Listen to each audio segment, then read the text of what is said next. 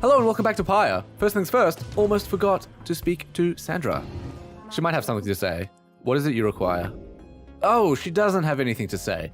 I am not going to bother with a practice rite because that just eats up time, admittedly. Do I read the Book of Rites? We've already read all of chapter 1, right? Which was written by Golgolathanian. Living in exile. You know, let's do that. We'll be fighting the Pyre Hearts, which are kind of easy. So this section of the book is written by Jomua Manymane, the dog. The cur, C-U-R-R, if I recall. In the words of Jomua Manymane, the Alpha Chief. Once I too roamed free. I remember well those days in which I was called chief. I traveled all the world over on my 4 good paws, and I was well adored. I wanted to grow stronger. Here at last I have. I shall not mince my words. This place shall either harden you or kill you. It shall haunt you with your old memories. You share the exile's plight. My charge is to alleviate the sting of it for you a little bit, and to prolong your stay, but only for as long as needed. Your charge is to return. We call this place the downside for a reason, but in time, here you can learn to eat, to seek out shelter, and to find a certain beauty in unlikely places. For a dog, he's quite eloquent.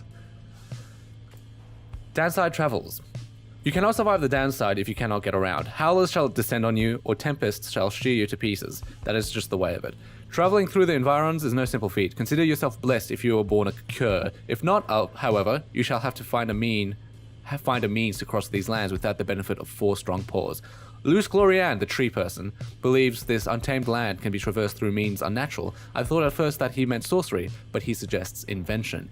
He speculates that carriages could cross this land by harnessing its fury. A wild thought. In my case, my paws shall suffice. I don't remember that. Interesting. Oh yeah, hey look, that's like a caravan. Huh, neat. And there's Jomua Manymane's mask down the bottom, or his corresponding mask. The downside climate. I know of no polite way to describe the climate here. It oppresses every living thing except perhaps the native flora in a few specific areas. Once more, the recommended course is to keep moving. Moving keeps you warm when it's cold, or when it's very hot. You use what strength you can to move to somewhere you can think and breathe. The weather in the downside seems intrinsic to the different regions, which my good friend Molten Melith shall describe. I believe Melith is the bog witch. Shelter can be difficult to find. You cannot stay in it for very long. Perhaps, however, shelter can accompany you rather than constrain you. The downside, dining. How to sustain oneself with food and drink is in such a place as this. The less said of it, the better. Do not complain, observe, and above all, keep moving. Sources of sustenance avail themselves to those with keener sense. In warmer climates, search the ground at break of day for subterraneans. In colder places, dig for them. Give them purpose. Drinking pools are rare, but moisture in abundance outside of the sandfolds. Some is poisonous, take only what you need. The sandfolds being the very start of the very first area. The downside limits any opportunity for excess, but it provides enough amenities to keep the needs of life. One who withstands it cannot help but feel a sense of gratitude. And there's probably a few more pages. Now I regret clicking this. Oh, downside diseases. Elements in the downside often give no warning when they strike. Those who keep moving and make no attempt to settle, they reduce their risks. The afflictions come in multiple varieties. In the bogs of flagging hands, a pallor tends to sink into the skin, and then into the mind. Nauseating sea of solace north of there is difficult for some to tolerate. Very hot or very cold environs bring their own specific side effects. My coat is not as lustrous now, my fangs are long. Like all aspects of the downside, these elements share a purpose, to test your body, your mind, and spirit. They only appear to harm. Accept them, surpass them, move on. I have to move my microphone to try and get comfortable. Foraged findings. And move my chair as well. Sorry for the noise. There is a simple pleasure to be found foraging about this place. Easy for a cur to say, of course. Though barren looking to the naked eye, the downside has a share of semi-hidden treasures waiting to be found. It was a nurse for treasure after all, which drew us here. Oh yeah. Certain types of artifacts found in this place would fetch a reasonable sum in soul, whether because they shine with inner light or due to other special properties. He's referencing the talismans we find, I think. I have observed that stardust, freshly fallen from the heavens, sometimes glimmers in the afternoons. I have not found a use for it as yet, although because it brings me faith, perhaps I have indeed. Stardust is used for leveling up talismans. Oh, slug market! He knows about the slug market! There are natives in this land with some capacity for thought and oddly keen instincts for mercantile, suspicious creatures, but not disagreeable entirely. Hold on, so the slug market, Ron, he's endemic? He's an endemic life form that's just a little smarter? I didn't realize that. From time to time we make exchange with them. They lust for coins, for the imperial soul, though why, they do not say. We speculate it is a delicacy. It serves us little purpose here, whilst the slug market wares are sometimes valuable. The creatures appear drawn to places where the heavens shine the brightest, perhaps because they know we are as well. Oh, yeah, where the rites are. What they want exactly is unclear. We taught them of our lands, yet they remain preoccupied with simpler things. So there's more than one endemic life form that sells things.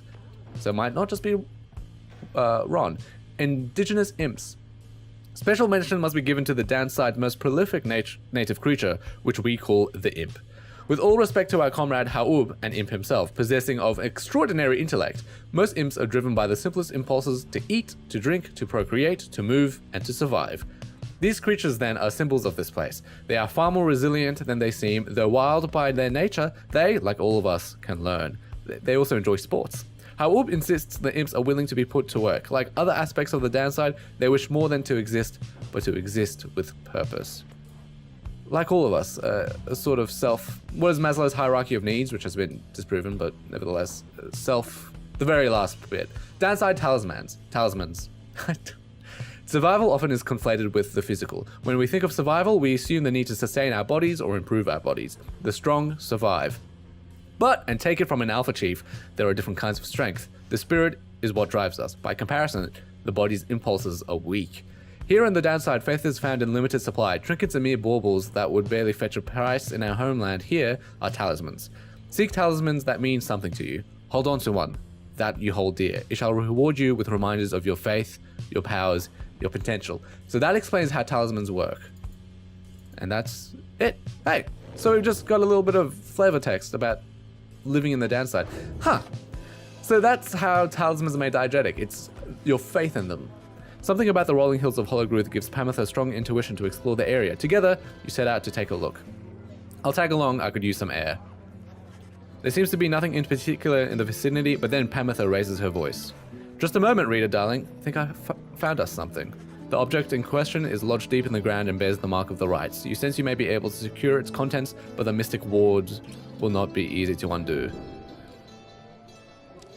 You may be better off pursuing your vocations. Oh, so like I can study for the caravan, or this is a mistake because I forgot to check what I have in my inventory first. You focus all your mental faculties on the mystic ward sealing the box's content. So magic or what? Soon you are left exhausted, but the box lids unfastens. Inside is a talisman, placed there perhaps by one of your predecessors in the rites from ages past. Ooh! After Bearer banishes an adversary, spawn a moondrop which briefly grants infinite stamina. Oh boy. It's likely they came to no harm in its creation. As fairies presumably do not exist, it's likely they came to no harm in its creation. That's awesome. Who gets to hold on to that? Someone like Ruki would be awesome. At dawn, everyone seems to have recovered from the rigors of your maiden voyage across the skies. It's time to return to the Ridge of Gold and confront the Pyre Hearts once again. I'm happy with that. I'm quite happy with the outcome. Excuse me? Okay, thank you. That said, 10 minutes into the episode, we haven't started the rite. That isn't... This rite might take longer than 10 minutes. Maybe not. I have practiced a little bit. There's an achievement for beating a level 5 computer AI in the versus mode with what are they called? With the Titan stars on. I've got it! Only a couple days ago. You find Pametha by herself again, though her expression has grown darker than her custom. Leaving be, would you, reader darling? Trying to get some good and proper moping done here, and you're distracting me. Leave me be, reader. Just leave me be, reader. Just leave me be. You don't want to know what's lurking in my heart or mind. What you'll find there isn't pretty. This is new to me. There's something about her thought process is different to you now. You know that, with her conditioning, she can resist your scrutiny, but now her thoughts are laid bare to you.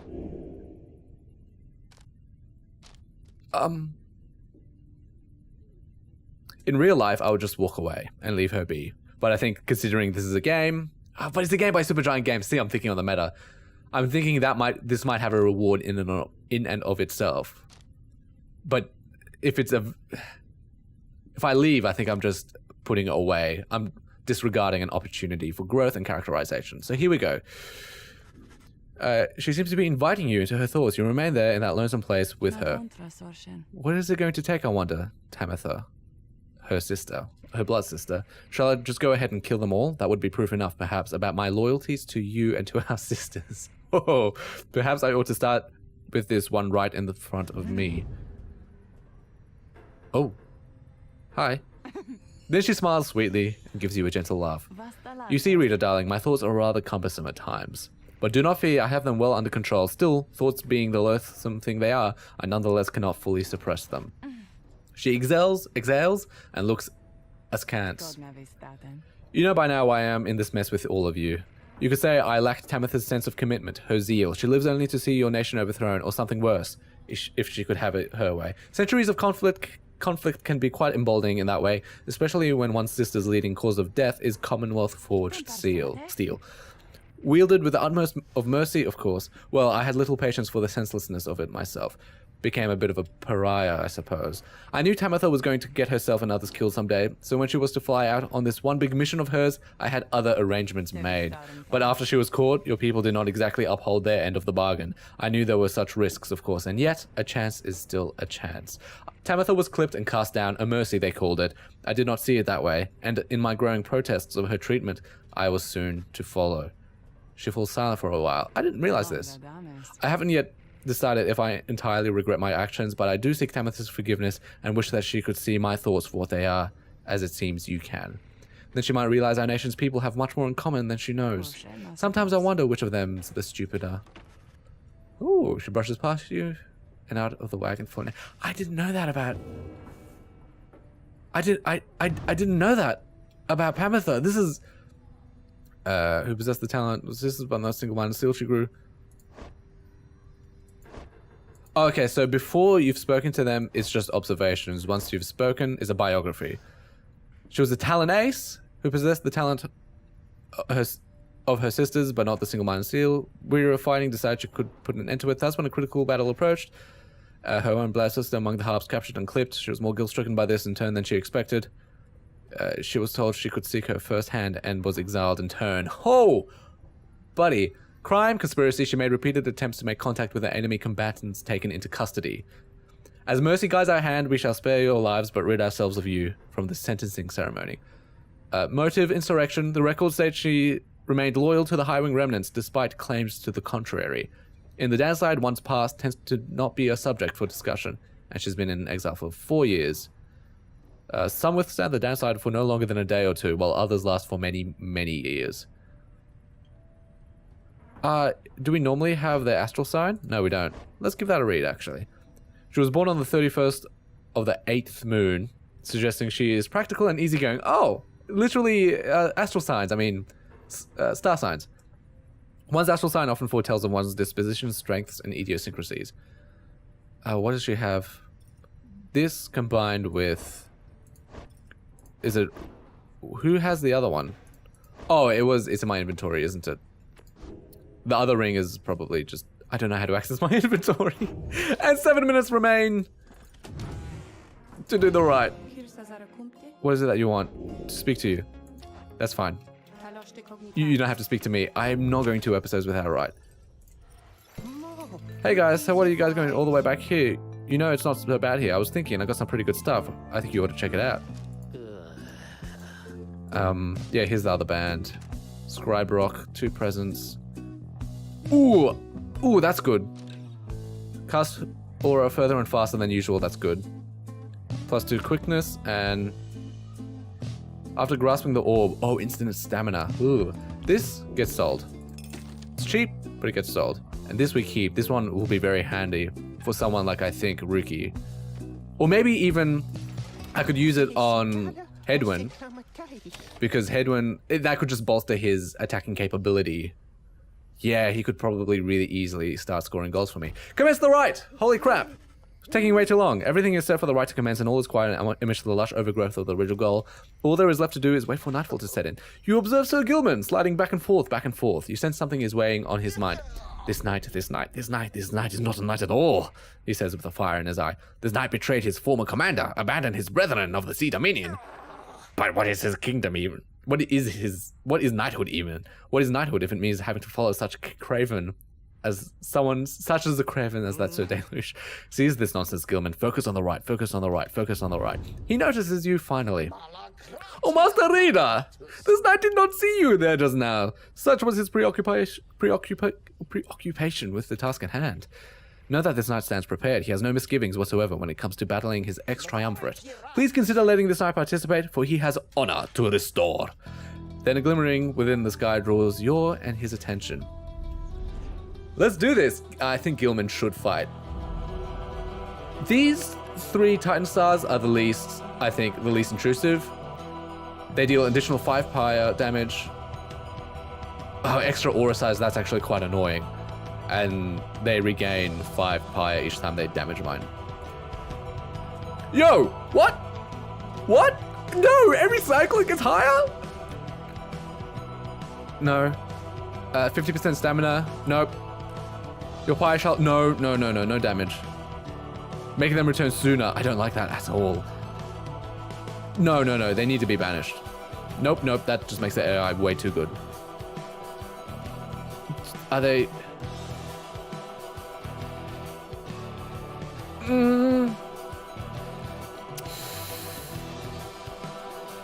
This one's annoying. Would I rather have them move quicker? No, look, I'm fighting Wyrms. They don't move very fast in the first place. No. I'm fighting Wyrms. They don't have any aura in the first place. Thinking. 3 minutes to beat this Pyre. What says I can manage it? This is going to be a slightly longer episode. Each of the celestial landmarks where the rites take place has its own distinct layout and properties that may... Oh, it's a different arena. Reader, ever persevering, aren't we? Yep. Well then, rejoice, because the cycle of the rites begins anew. Perhaps you'll liberate another soon enough. Your chosen adversaries here shall be the Pyre Hearts. Reduce their flame to ash, just as you did when last you met. Oh, he references that, does he? Who exactly shall oppose them? So much reading left to do. Gilman, still not abandoning your friends like all your other duties and responsibilities. So Deluge wrestles with his masks for a time. This knight is most surprised that you have the courage even to show yourself. You speak of courage, Sir Deluge, but this knight has little else to say to the likes of you. That figures, Gilman, you are no knight at all. You're a teensy minnow swimming in a sea of minnows many times your size, and with much more honor too. Then something overcomes Sir Gilman. But just as soon, it fades. Sir Gilman slinks away. Disgraceful! You Nightwings, you are stupid! So I've taken that one in, and you are no good at the rites. and another thing, we do not fear you. Sick music. Okay, these guys should be fairly easy. This knight's companions have grown so much the strongest since we dumped worthless Sir Gilman. You sense Sir Deluge speaks the truth. The Pyre Hearts are more capable than before.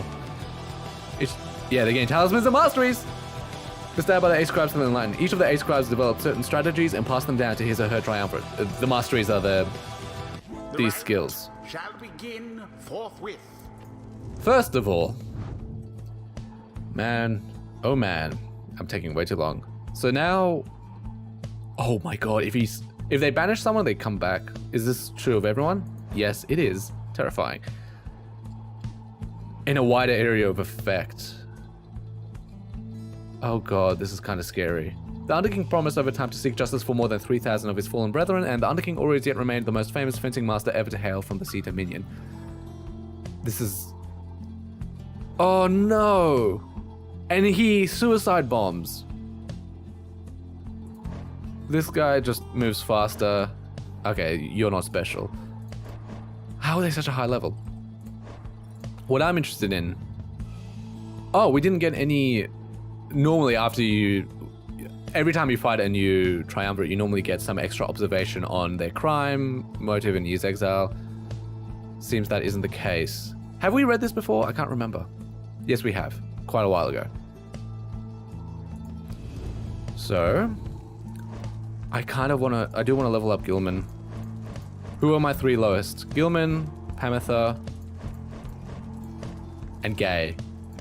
It's not a very defensive team, but it works quite well. Okay, so if I give Gilman that other ring, he'll have so much extra. He'll have infinite stamina. Alongside Pamitha, you can hear my dogs bark in the background. I want to give her a moon drop because Gay, she's crazy, by the way. Jump. Okay, so the sprinting is instant now for Gay, and Pamitha can fly. Okay. Who's first? Oops, sorry. Should I let Pamitha be the front line? Yep. Pamitha. Gay, and then Gilman. Gay. So not a very defensive lineup, I admit. But, Gilman. but, then again, the worms aren't that strong anyways. This shall not bend to you again, so deluge ever. 40 minutes into this episode, 20 minutes, we start the right. Oh boy, here we go. How does she fly again? Now begin. Glory of the Nightwings. Ta-da! Maybe I shouldn't have just jumped in like that. Get him. Oh! Oh, he exploded. That was so deluge. I didn't realize it was so deluge. Fire on each side burns just as true. Their pyres Dash sparkle. 5 seconds after saluting with T. Oh, I can do that. I wonder, shall the Nightwings press their Okay. luck? Go. Wait, no infinite stamina? Oh, there it is. Here we go. Too easy. Oh, I should salute first. Another most inglorious defeat is imminent. This knight can feel it in his bone. Okay, salute. Ah! No. Slow there, Pamitha. I tried to salute and it failed gloriously. Oh my god, I hate you. A bit of a blunder. How exactly? Oh, I missed. It's okay. No. Where's the moon drop? What happens there? Ooh. Their pyre weakens. Okay, so I have to salute. Oh no, I left the moon drop there. Now go. Go, attack me. I dare ya.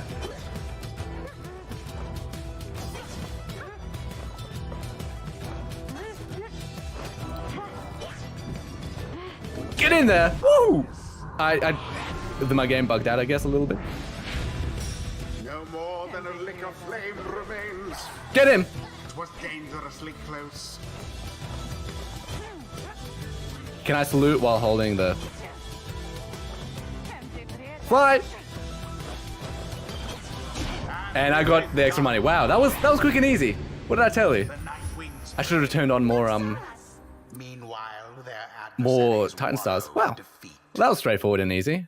And that will bring this episode to a close. Ceremony is complete. Curse you, Gilman, you were fool to abandon us, and now you only twist the dagger in our backs. You still do not seem to understand, Sir Deluge. This knight is no longer beholden to the likes of you. This knight is bound only to the path toward enlightenment. Capital E. Your word rings false. You are unfit to lead. Wow, you know exactly what you are, Gilman. You call this knight craven, yet your courage is a mere facade, and everybody knows it. Everybody knows this knight shall see to it. So Gilman does not respond, though you sense the words of Sir Deluge got to him. Bask now That was in the wisdom one of the of easiest. scribes. Oh, come on. That's all the experience I get? Oh, awesome. Desperate for honor, this Huzzah! Great wisdom ceremony clears over this knight's entire learn consciousness. something. Let us see. I can... banished, he shall instantly return. That seems useless. One of his banished allies shall instantly return. I like that one better. Let's see what the rest of the tree offers. Once per round when saluting his adversary, Sir Gilman freezes all exiles. Oh boy, that's pretty good. While Sir Gilman's allies are banished to move, he moves faster than usual and temporarily has infinite stamina. Oh, that works quite well with that skill. And the last one is for 10 seconds after banishing an adversary, Sir Gilman, an extra 10 to the adversary's pyre. That's actually incredible. To again instantly return to his previous position. Hold on. So I attack, which he bounces back, and then attack again, and I bounce forward again. That's really, really good. That makes him extraordinarily offensive. That's also good. More wider slash effect. Oh, this is so badly the path to go. Yes. The might of the sea sojourner. Until the next rite. Until the next rite. Check us out at the back of my from tab. On that note, that brings this episode to a close. Thank you so much for watching. I do appreciate your viewership. Stay tuned. There's going to be a lot more Pyre coming in future, but until then, have a nice day. See you.